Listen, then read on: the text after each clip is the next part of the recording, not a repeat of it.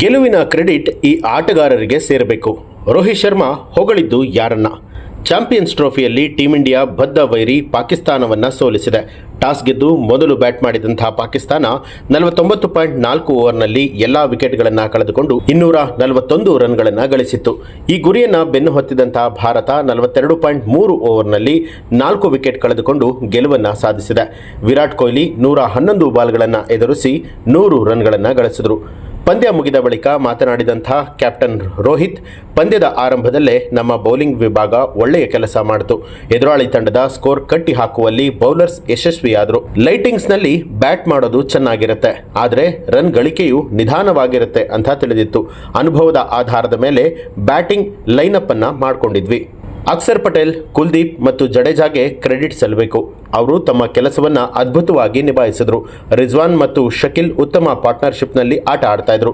ಈ ಪಾರ್ಟ್ನರ್ಶಿಪ್ಗೆ ಆದಷ್ಟು ಬೇಗ ಬ್ರೇಕ್ ಹಾಕೋದು ಗುರಿಯಾಗಿತ್ತು. ಅದರಲ್ಲಿ ನಾವು ಯಶಸ್ವಿ ಕೂಡ ಆದವು. ಸ್ಪಿನ್ನರ್ಸ್ಗಳು ತಮ್ಮ ಅನುಭವವನ್ನು ಪ್ರದರ್ಶನ ಮಾಡಿದ್ರು.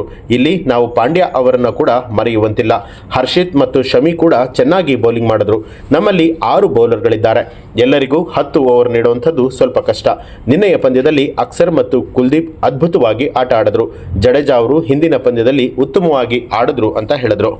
ಇದೇ ವೇಳೆ ವಿರಾಟ್ ಕೊಹ್ಲಿ ಬಗ್ಗೆ ಮಾತನಾಡಿ, ವಿರಾಟ್ ಕೊಹ್ಲಿ ಯಾವತ್ತೂ ಕೂಡ ದೇಶಕ್ಕಾಗಿ ಆಡೋದನ್ನ ಇಷ್ಟಪಡ್ತಾರೆ. ದೇಶಕ್ಕಾಗಿ, ತಂಡಕ್ಕಾಗಿ ಕೊಹ್ಲಿ ಆಟವು ಡ್ರೆಸ್ಸಿಂಗ್ ರೂಮಲ್ಲಿ ಕೂತು ನೋಡುವಂಥ ನಮಗೆ ಸರ್ಪ್ರೈಸಿಂಗ್ ಆಗಿರೋದಿಲ್ಲ.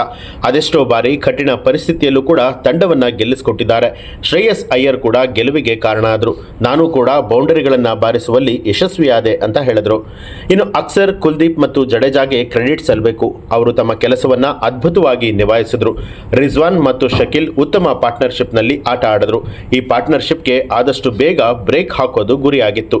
ಅದರಲ್ಲಿ ನಾವು ಯಶಸ್ವಿಯಾದವು ಅಂತ ತಿಳಿಸಿದರು.